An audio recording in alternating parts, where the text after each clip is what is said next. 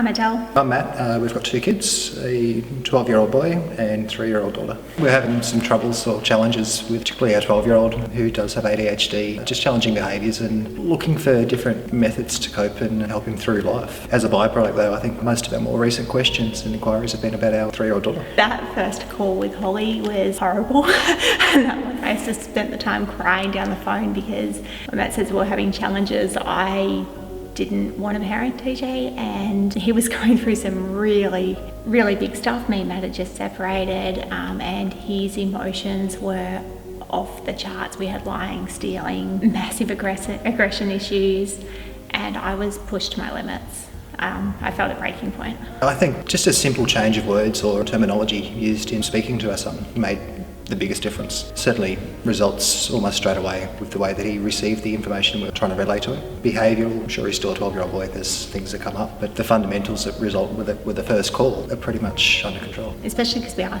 parenting across two different households as well. But Holly said at some point in there that life's a game of inches, because I wasn't in a brain space to take everything on.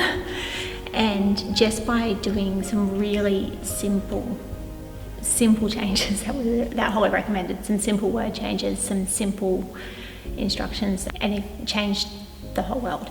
The relationship I've got with my son, the relationship I've got with my daughter. Now when I describe TJ, none of those words that I used in that first phone call with Holly come up. I think he's amazing, and I actually don't have any of those negative, like it's still challenging, but I don't have any of those negative descriptors around how I see him. TJ's honest, and that he doesn't feel like he needs to lie, he doesn't feel like he needs to sneak around. We have really open and honest conversations, and I feel more engaged and more connected to who he is and what his passions and drives and what his journey is going to be.